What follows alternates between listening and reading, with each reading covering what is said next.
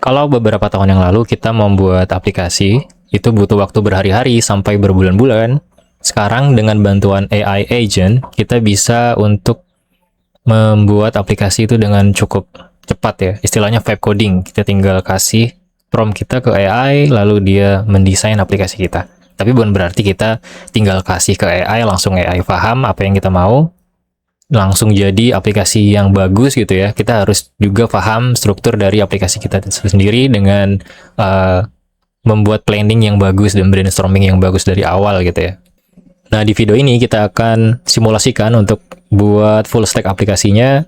Di sini aku menggunakan Anti-Gravity dari Google, sudah cukup lengkap. Model-model AI-nya ada Gemini 3.1 Pro, ada Opus 4.6 yang juga bagus untuk integrasikan ke backend-nya ya. Dia cukup pintar banget. Jadi aku akan simulasikan dari awal kita brainstorming aplikasi kita itu, lalu kita buat plan.md, kita desain front end, integrasikan back end dan juga database hingga proses deployment akhirnya gitu ya. Jadi simak terus videonya. Teman-teman yang belum punya aplikasi Anti-Gravity-nya tinggal ketik aja di Google Anti-Gravity, lalu masuk ke website resminya ini. Setelah berhasil masuk, tinggal klik di pojok kanan atas ini, download, dan pilih Anti-Gravity IDE-nya ya. Support macOS, Windows, dan juga Linux menyesuaikan dari sistem operasi yang teman-teman pakai. Lalu tinggal download dan juga tinggal di install gitu. Jadi ini adalah halaman dari Anti-Gravity-nya ya. Di sebelah kiri sini ada list-list dari file kita, folder kita. Sedangkan di bagian kanan ini ialah agen AI-nya. Di sini ada Gemini 3.5 yang Pro, ada yang Cloud Sonnet 4.6, Cloud Opus 4.6 juga. Selama pengalaman aku nge-build aplikasi yang bagus untuk front end itu yang biasanya yang pakai Gemini ya, Gemini yang 3.i yang Pro. Terus untuk integrasi di backendnya aku biasa pakai Opus 4.6 yang thinking ini. Hasilnya lebih bagus. Jadi sebelum kita memulai membuat project aplikasi, kita buat dulu satu folder di komputer kita ya. Kita buat new folder dulu, kita kasih nama foldernya.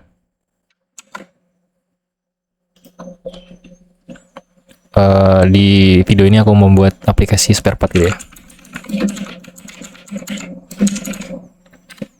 Kalau kita kasih nama, kita ke Anti-Gravity lagi, kita klik file, open folder, lalu masukkan folder tadi.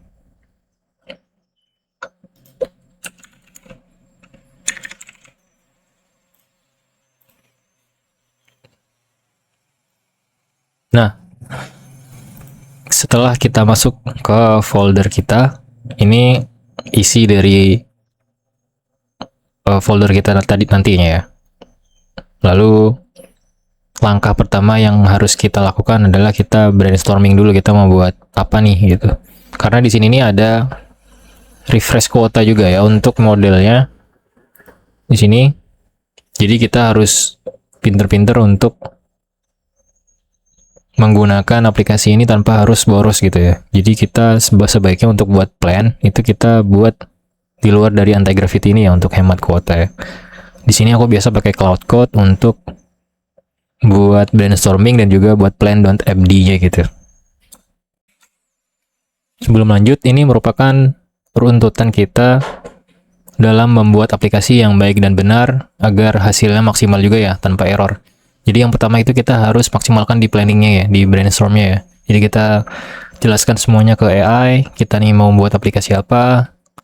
Lalu setelah kita selesai untuk brainstorm, kita menentukan tech stack-nya. Jadi kita dari front end dulu, front end-nya kita mau pakai React, Next.js, lalu misalkan back end-nya mau di Express, database-nya mau pakai Supabase atau Postgres, SQL gitu-gitu. Hingga akhirnya nanti kita ke langkah di hostingnya gitu ya. Jadi teman-teman yang belum mengerti istilah ini, aku pun masih belum ngerti banget, tapi dengan adanya AI sekarang kita bisa cari informasi lebih mudah ya. Jadi kita tinggal cari aja di AI chatbot favorit dari teman-teman, tinggal tanya aja teknologi yang digunakan dalam membuat aplikasi, React, terus hostingnya di Vercel atau di database pakai Supabase dan sebagainya gitu-gitu, tinggal tanya aja di AI, akan menjelaskan. Lalu kita setelah belajar kayak gitu, baru kita tentukan nih nanti plan.md-nya. Kita buat plan.md untuk membuat AI ini biar nggak AI slope gitu ya, biar nggak sembarangan membuat. Untuk buat brainstorm dan plan.md biasanya aku pakai Cloud Code ya, pakai yang Sonnet 4,6 yang max. Tinggal tulis aja kita mau buat aplikasi apa nih. Di dalam contoh ini aku mau buat aplikasi spare part ya. Jadi pertama kita jelaskan dulu role dari AI ini apa gitu. Dalam ini kan dia sebagai full stack engineer gitu ya.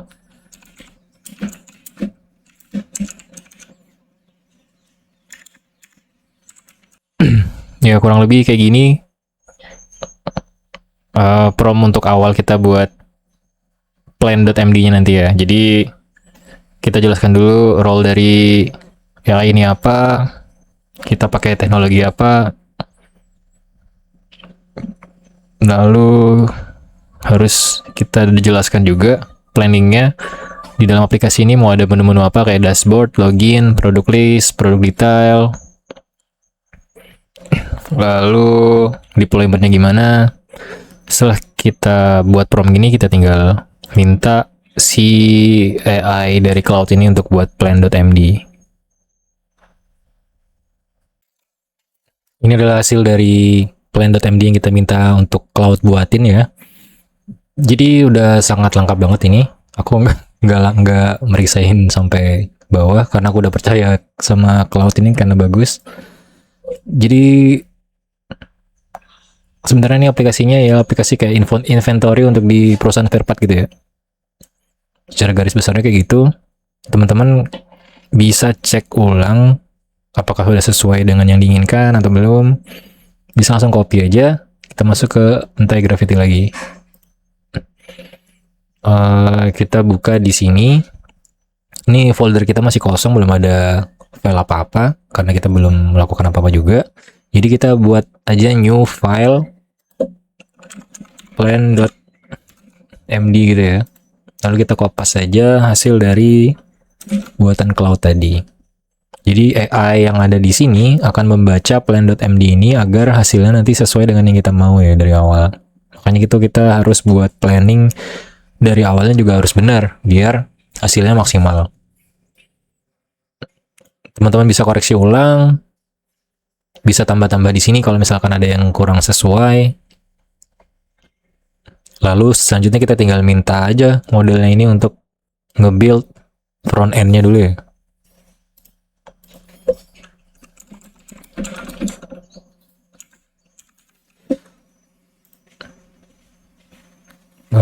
Kita minta untuk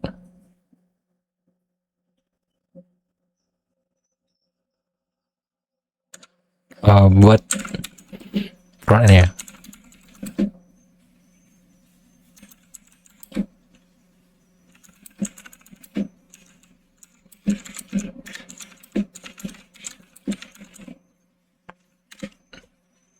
Karena udah jelas di plan.md ini, kita nggak usah terlalu panjang untuk nge-prompt di chatbotnya sini ya. Jadi kita tinggal tunggu aja sampai prosesnya selesai gitu. Dari sekitar 3 menitan dia udah berhasil bangun front end-nya ya. Kita akan bisa lihat hasilnya. Kita tinggal npm run dev aja, kita minta terminal untuk run aplikasinya, atau bisa kita perintahkan di AI chatbotnya ini juga sih.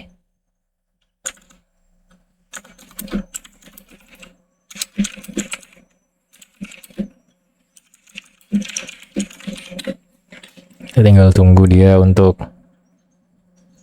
npm run dev.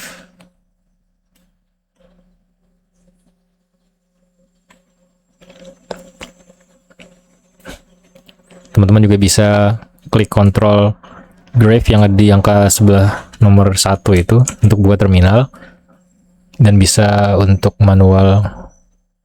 Nah, kita udah dapat localhost-nya ini ya. Tinggal buka aja, tinggal kita cek di browser kita hasilnya. Tadi ada kendala mati lampu di daerah aku, jadi aku harus record ulang. Kita lanjut lagi ya.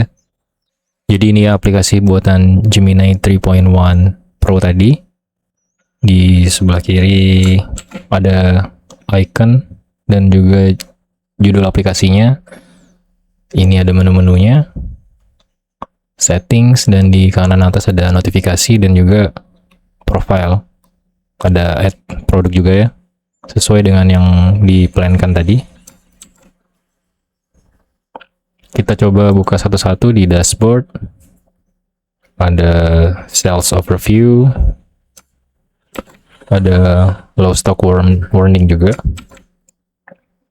ada card juga di sini. Udah cukup bagus ya, tapi nggak sebagus Opus sih sebenarnya. Di video aku selanjutnya aku nanti akan buat khusus untuk desain front end ya. Kita pakai AI yang lain agar hasilnya lebih maksimal. Kita buka menu lain. Nah, ini ada error di bagian inventory ya. Kita coba suspek. Kita sebenarnya tinggal screenshot aja. Kita tinggal kirim ke model AI tadi aja. Kita screenshot, baru di kopas aja di sini.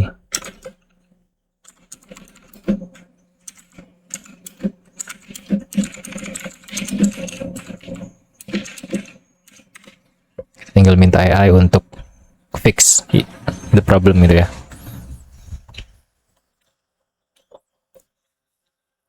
Maka dia akan otomatis untuk baikin errornya gitu ya.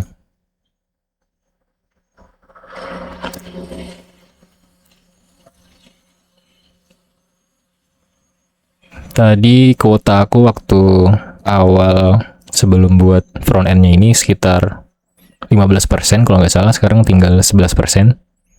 Karena ini udah aku pakai juga untuk buat aplikasi sebelumnya, jadi kuotanya ada weekly dan juga daily ya. Kalau daily-nya setiap 5 jam dalam sehari akan di reset, sedangkan untuk weekly-nya setiap seminggu ya akan di reset ulang gitu. Teman-teman bisa berlangganan Google AI yang Pro plan atau yang Ultra ya untuk dapatkan kuota yang lebih besar. Nah, ini udah di fix sama Gemini-nya. Kita buka, berhasil. Ternyata semua menu dia error ya.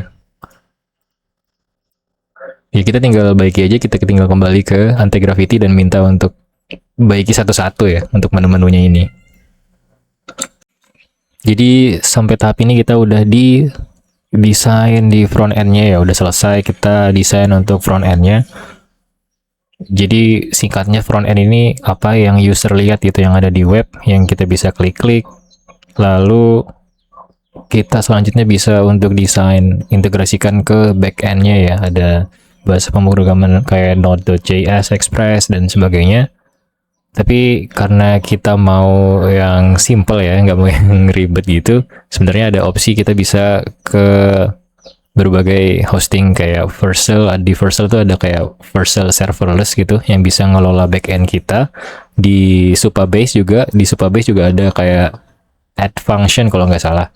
Biasanya aku kalau buat aplikasi gitu, front end-nya aku hosting di Vercel, lalu untuk backend dan storage atau database-nya aku simpan di Supabase. Ada yang free tier-nya gitu, dan lumayan cukup sih untuk awal-awal nge-build aplikasi gitu.